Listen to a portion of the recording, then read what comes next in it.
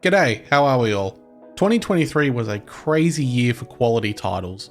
For 2024, I found myself playing less titles to completion, largely because this was apparently the year I decided to get into some management and RTS style games. I played a little bit of Manor Lords, and I'm very keen to see how that goes over time because it's only early access at the moment. I finally learned how to play RimWorld and spent close to 50 hours with it and had an absolute blast. I haven't put much time into these next two, but I did also start learning Sins of a Solar Empire 2 and Crusader Kings 3. The latter I've actually managed to spend enough time with that I could sit down with my brother and got him into it by teaching him the initial basics. Great game. I also played some games that simply don't have a traditional ending or finish point with a story or something. So shout out to Parking Garage Rally Circuit, which is a fucking banger, and Helldivers 2 for providing endless fun. On to the games I did roll credits on. Super Mario RPG. Starting off the year strong. I never played the original game, but at a glance it definitely looks like it'd still be enjoyable. Either way, we have the remake here now, and it runs great about 99% of the time, looks very nice, great music as per Nintendo policy, and the turn-based combat is a little more engaging because you're able to press the A button on yours and the enemy's attacks to deal more damage and block damage respectively. It's not terribly long, and there is some endgame content if you're at all interested in doing a bit more leveling and experiencing more of the combat system. Definitely recommend this game. I really enjoyed my time with it. Returnal. I had an amazing time initially. I love the visuals, even though in rare instances it can be a little cluttered and drop frames. I love the gameplay with the combination of it being a roguelike and a bit of a bullet hell. I was intrigued by the story and loved leveling the weapons to find what I enjoyed using the most. What I didn't like about the base game is that I managed to complete both acts without dying, had the credits roll, thought, well, there must be something more that I'm missing here, checked online, saw that Act 3 was more or less a secret that requires a fair bit of grinding to collect fragments, and they're not even guaranteed drops. That kind of deflated the momentum I did have, and I didn't feel as though the variety in its gameplay up to that point was quite there, so I started the DLC and I just didn't feel motivated enough to keep playing it. Your mileage may vary. Dragon's Dogma. When you're engaging in the things this game does well, the combat, monster encounters, music, it's a lot of fun. When you're forced to interact with the things it doesn't do well, voice acting, story, exploration, regular enemies being super high level but placed in starting areas, the shitty MMO fetch quests, it makes it feel like a drag and not worth playing. I think infinite stamina for sprinting and unlimited or increased carry limit are absolute requirements when it comes to playing this for the first time. By memory, there were development issues with the game, so the standout combat is what initially made me hopeful that Dragon's Dogma 2 would be the fully realized vision of the first game and be something glorious. Dog's Life. I had intended on doing a kind of revisited video about this just for a laugh, and I also wanted to stream it to my sister as she remembered playing it as a kid. I know I'm judging a game clearly made for kids, but it's still pretty bad. It's just a collector platformer that forces you to waste your time with annoying tasks and never feels fun to play. Though I did appreciate the genuine effort put into aspects such as the animations for the dogs and the music, which I talk about in my video on it. Castlevania Symphony of the Night. 27 years on, and there is a high level of quality that just shines here. The visuals look great, especially on an OLED screen, music is brilliant, and due to playing it on an emulator, I was able to save any frustrations related to backtracking by dropping a save right before the bosses. Unfortunately though, I received the bad ending of the game, looked up to see if there was meant to be more content, decided to enable infinite hards so I could just quickly get to the next location and not worry about dying or anything, and I was only half paying attention. I was being a bit lazy about it. I arrived where I needed to be, saved my game state, turned the cheats off, and realized I was now stuck with 9,999 hearts. I couldn't set it back to normal, and even eventually dying, I would just come back with the same amount of hearts. So I really highly recommend playing this game, but just be careful about messing around with cheats. Prince of Persia: The Sands of Time. It's interesting to go back to this game and spot some of the bones that would later make up the Assassin's Creed games with its movement and combat animations, which still look really good, and the platforming is fairly fun. I do wish it was more of a focus because the combat itself is pretty lackluster. Despite different enemy types, you're only ever doing a jumping combo or a wall jump combo to clear rooms, unless you want to try your hand at parrying to change it up. I never found it terribly engaging, and I think less encounters with an increase in platforming and puzzles could have made the game more enjoyable. But it's still not a bad game to go back to if you're wanting to revisit some older titles. Warrior Within and Two Thrones vastly improve the combat systems, so if that matters more to you, maybe just skip Sands of Time and play those two. Otherwise, the game still looks pretty decent visually, the music is really good, and the story is okay. Nothing groundbreaking, but it works. Jak and Daxter: The Precursor Legacy. I wish I played this as a kid because I honestly did not find it all that enjoyable. It's a collectathon, much in the same vein as Dog's Life, where progress is halted unless you collect a specific number of items to get to the next area. Unfortunately, it's too repetitive, and although some of these power cells do require some platforming and completion of objectives, a lot are kind of just in the world waiting to be picked up as you move along a linear line. But it's not all bad, as the music is enjoyable, the characters are unique and acted well enough, especially Daxter, and the animation work is stellar. Even just doing Jak's spin attack will have Daxter sometimes cling onto his hair to hold on, and all those little things combine to make the game feel a little ahead of its time in some regard. Remnant 2. I had fun with the first game, but I couldn't help but feel as though the sequel didn't provide as much of an improvement for me to properly get into it. Some of the boss fights were brilliant, but a lot of the time I didn't feel overly engaged whilst traversing the levels. There were a couple of puzzle moments that were fun to work out, and the visuals looked really nice, but I just couldn't click with the combat, and never felt the desire to go out of my way to find materials and play around with different builds. Me and the friend I was playing with just kind of stuck to the one playstyle and only changed it up slightly once to get a feel for a different weapon or two. I don't think this is a bad game though, it's just something I couldn't gel with. The demand it has on your system is objectively awful. Performance at times can be really shit, and there might not even be all that much happening on your screen, so keep that in mind. Dragon's Dogma 2. Oh, how wrong and naive I was. I kind of regret buying this one. I have a video where I talk about it, but basically it launched with performance issues, has some really unnecessary microtransactions, comes across as largely unfinished, repeats all of the mistakes of the first game that people didn't like, including lacking enemy variety, and even lacking movesets somehow, which is strange to come from one of Capcom's biggest games, Monster Hunter. I fought Medusa and she only used like 3 attacks against me, and one of those attacks was a tail whip that occurred once or twice by memory. There's a huge towering boss that doesn't even need you present because it literally just dies in a cutscene. You don't even have to actively attack it, you can just walk elsewhere in the world, and after an amount of time it just dies. There's an attempt at some sort of political deceit in its storyline, but not only do they just suddenly stop doing anything with it, but one of the main characters involved in the story legitimately just disappears and is never seen or mentioned again.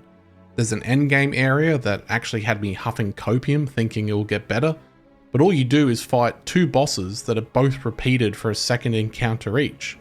One of them uses a single AoE attack that can be interrupted, and that's it for its moveset.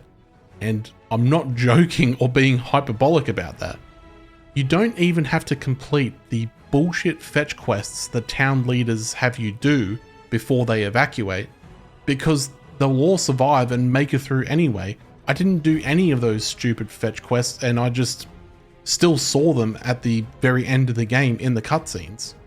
The graphics do look great, exploring is relatively interesting to begin with, and the movesets for some of the classes are fun, but overall this is a very disappointing title and plays more like a 1.5 edition of the first game, which we already had anyway with Dark Arisen, so they've kind of walked back on what Dark Arisen was.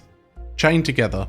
This is one of those climbing type games, but the gimmick here is you can play with up to 4 players and are all, you guessed it, chained together. It's fun and it's difficult at times with 4 people trying to time the jumps correctly and such. It's fairly chaotic. I ended up playing through the whole thing with my sister though, and a lot of it felt quite easy, but it's still a fun time. It's cheap as chips, so why not give it a go? Aliens Dark Descent. I didn't like the story for this one.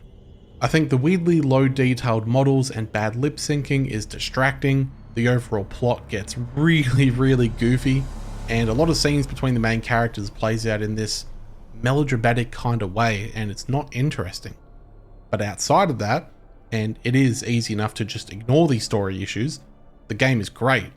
I love the detail in the level design, the sound design, the emphasis on trying to take on as few fights as possible, and how much there is to explore in each level. At times I had to weigh up whether or not I should redeploy, or if I had the resources to potentially take on more fights, and I think a sequel that builds upon this gameplay foundation could go a long way. Halo 3 ODST. This has always been a favourite of mine after Halo 3, but I just simply never finished it all the way through. I love the different approach to how the campaign is presented with this one open area that you can sneak your way through, and how you have to account for not being as strong as Master Chief. It's a very short playthrough, but it is a lot of fun, and in co-op, obviously the fun is increased more, but if you have people who know what they're doing, it also becomes much shorter. Senua Saga, Hellblade 2.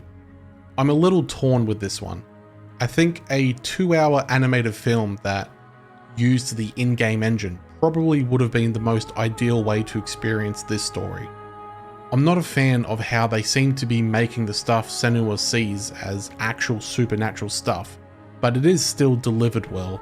The acting is great, the visuals are beautiful, and the sound design is absolutely terrific.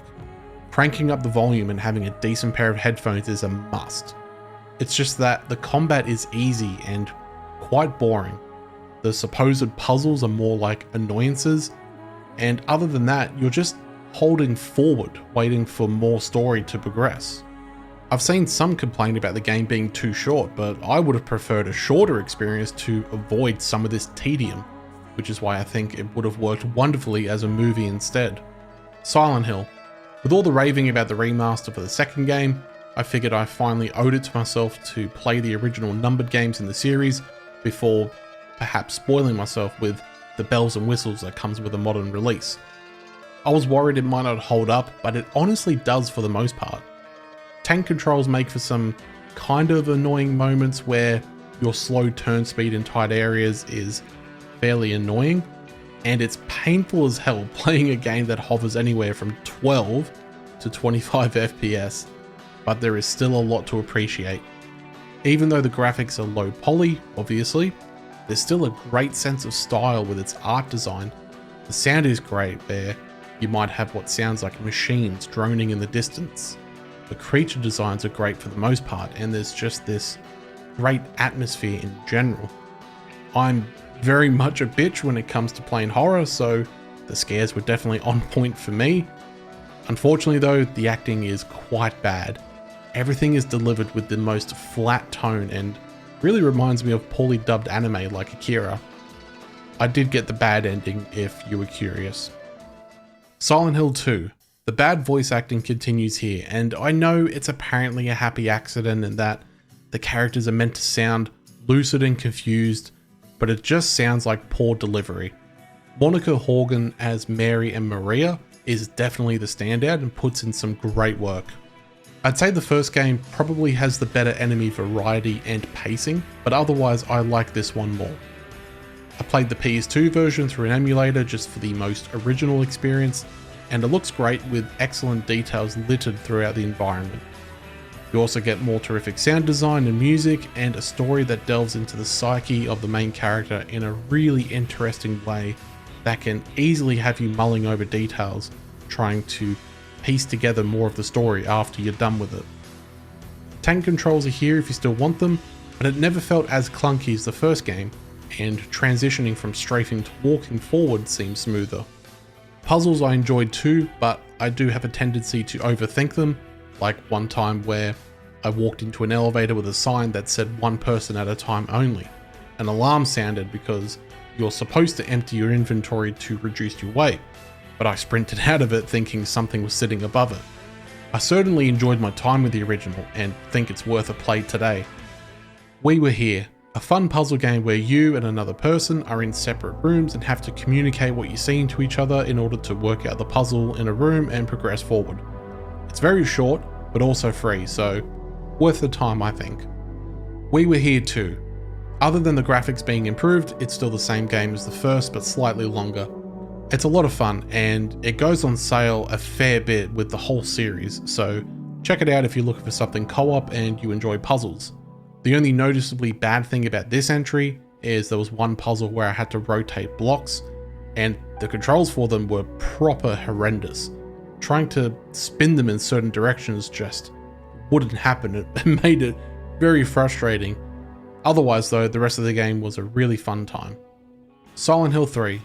For a game made in 9 months, I was very surprised by how good the third entry was. I went with the PC port this time with the required patches to get it working properly, and it was a great choice because even today, the game looks amazing. Character designs are brilliant, and not only do the environments look great in terms of textures and such, but the actual art design of the Nightmare world is such a massive visual upgrade from how it's portrayed in the first game, all running at a buttery 60 FPS. Voice acting is slightly better here overall, but still has some really flat moments. Heather Morris is great though as protagonist Heather. I think my only gripe with the game are two things. The first is that the final stretch of the game is a slog with a lot of enemies that I had to run past because I barely had any resources, and on top of that there were bugger all new resources to actually pick up. So at least for the PC version there's quick saving, which was an absolute godsend for me. The second is the audio design, which it's still great. There's very creepy monster noises and droning factory noises and such, but like the second game, some of this background ambience is basically an indicator of enemy presence, and I'm of two minds about its use because yes, this ambience is creepy and it sounds good in a general sense, but it also just started blending in to the game too much where I would zone out from it because all it would do is tell me, oh, there's a monster in this room, and that would be something that I would hear before the transition into a room had even completed. Maybe I'm in the minority about it though. Something I really appreciate about all the games is how it doesn't use any HUD. It keeps you immersed in the world, and the only downside is that you have to use the menu screen quite often to check your health and heal or switch weapons. A dedicated button for these actions would have been great. Overall, the game itself is excellent, and although I like James's story more, I think Heather's is still really good. Silent Hill 4, still my most favourite trailer for a game, and it's the one in the series that creeped me out the most. I love the design of the monsters, especially the ghosts with how they sound and how they function, though I could do without monsters that burp when you hit them. I didn't enjoy having to travel back to the apartment for health and dropping off supplies, but I do understand the purpose is to get you feeling comfortable with your apartment and reinforce that it's a safe haven you can come back to, and then it hits you with a twist later on in the game. It's just that in practice with the traveling back and forth, it becomes very annoying because you have to travel back there to save as well.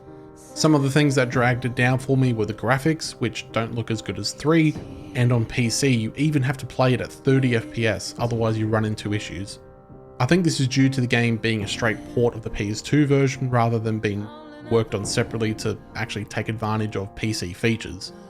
You don't get any intense nightmare zones like the previous games, but I think there's still something interesting going on with how the levels, like the apartment complex, are designed. It ties into Walter's state of mind and his experience.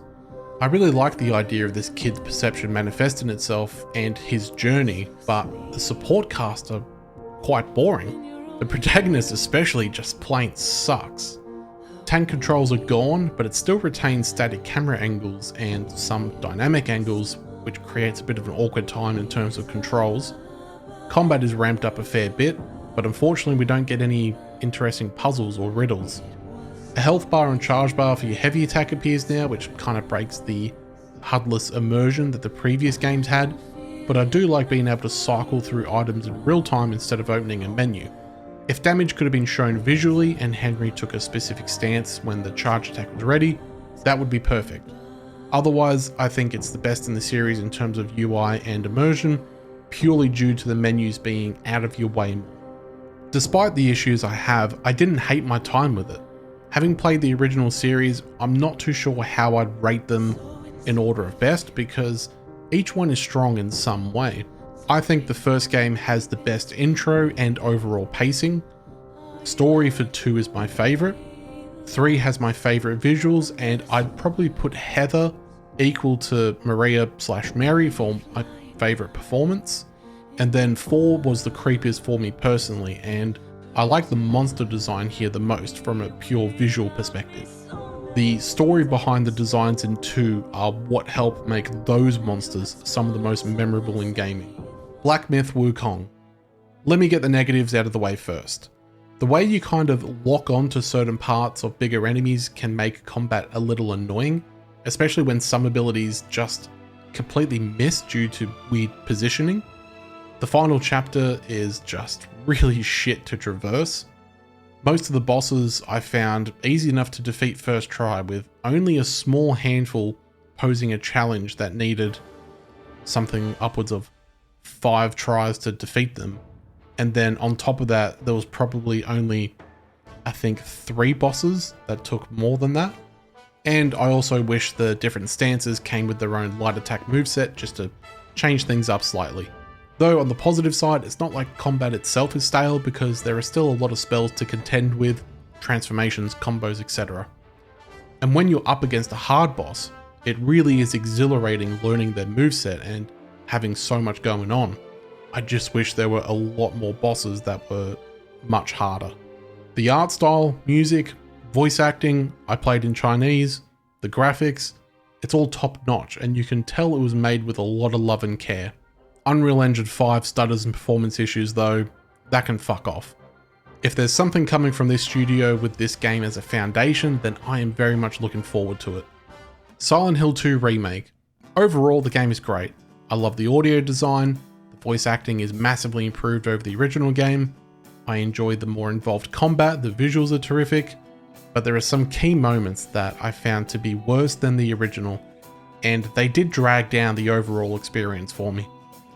I already felt like the original game could have been a tad shorter, but now we have 3 times the amount of enemies, with only a couple skin changes to already existing enemies, and the game length overall is double that of the original. Some cutscenes are much weaker than the original due to possibly poor direction, because I think the actress for Mary/Maria is really good at times.